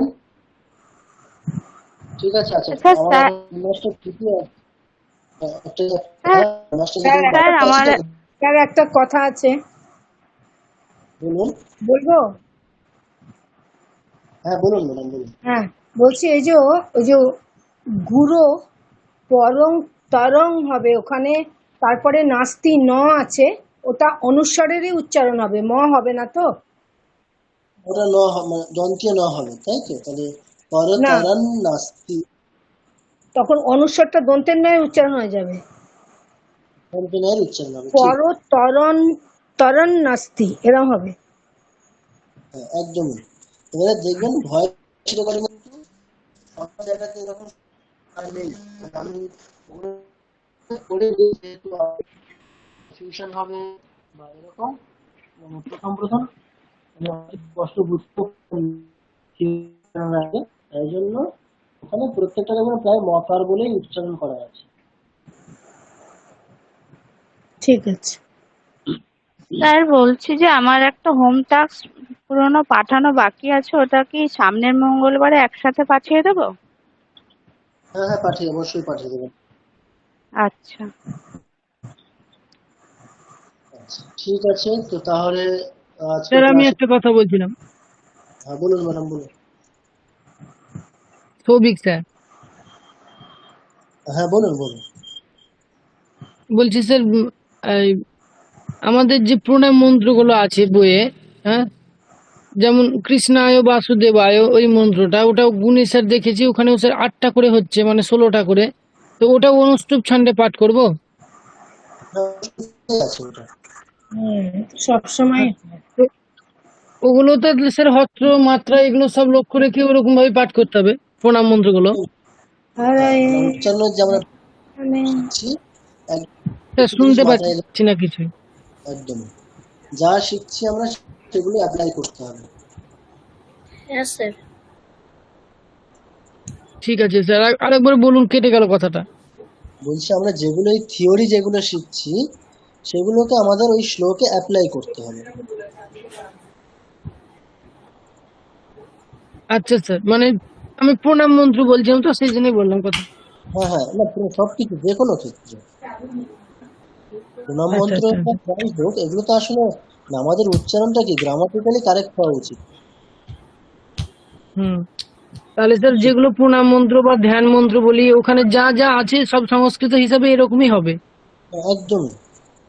এবারে আমাদের ক্ষেত্রে কি হয়, একটা যেগুলো আমাদের ধরুন বীজ মন্ত্র বা দীক্ষা নেওয়ার ক্ষেত্রে যেগুলো হয় সেগুলোর ক্ষেত্রে আমাদের মানে গ্রামারটা ইনপুট না করাই ভালো। আমরা খুব যেটা একটা পরম্পরা সেগুলো মানে গুরু পরম্পরা যেটা প্রাপ্ত হয়েছে আমার, যদি আমাকে যেমন শিখিয়েছে একটা মন্ত্র আমি ব্যবহার রাখি, যদি হয়তো গ্রামারের সাথে মিলছে না কিন্তু পরম্পরাটাও প্রাধান্য পাবে।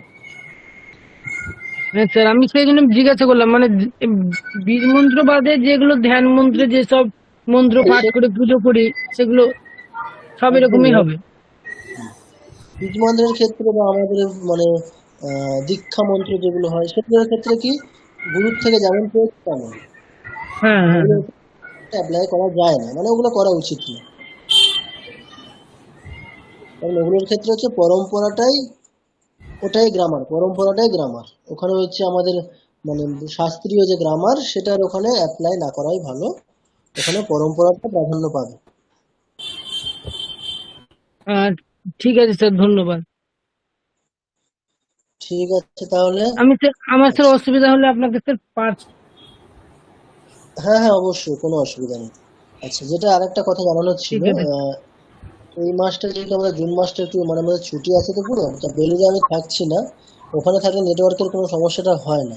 এবার এখানে নেটওয়ার্কের সমস্যা হচ্ছে বলে ক্লাসটা আমি ফোনেই নিচ্ছি, আজকে যেমন ফোনে নিলাম, যতদিনে ল্যাপটপে কানেকশন করতে খুবই সমস্যা হয়েছে, প্রত্যেকে দেখেছেন। তো ক্লাসটা এরকম ফোনেই হবে। আমি আপনাদেরকে স্টাডি মেটেরিয়ালটা আগে থেকে পাঠিয়েই রাখবো, যা কিছু ক্লাসে হবে আপাতত এই জুন মাসটা, আরো যে 2টো ক্লাস পাবো আমরা। তো আপনারা প্রত্যেকে পারলে প্রিন্ট করে রাখতে পারেন, অথবা যদি ফোনে দেখতে পারেন কোনো অসুবিধা নেই, আমি আগে থেকে আপনাদেরকে পাঠিয়ে রাখবো। স্ক্রিন শেয়ারটা আমি আর করতে পারছি না আপাতত 2টো ক্লাসে, ওটা করলে মানে আমাদের ক্লাসটা অনেক স্যার অসুবিধা হোম হবে। টাস্কে কি শ্লোক থাকবে নাকি থিওরিও থাকবে? থিওরি না, হোম টাস্কে সবসময় শ্লোক, প্র্যাকটিক্যাল আমাদের। ঠিক আছে স্যার। ঠিক আছে, ঠিক আছে তাহলে আজকে ক্লাসটা এখানেই শেষ করছি। ঠিক আছে স্যার, গুড নাইট। শান্তি শান্তি শান্তি, হরি ওম তৎসৎ, শ্রীরামকৃষ্ণার্পণমস্তু। বেশ শুভরাত্রি সবাইকে, সবাই ভালো থাকবেন। শুভরাত্রি সবাই। শুভরাত্রি স্যার। শুভরাত্রি স্যার।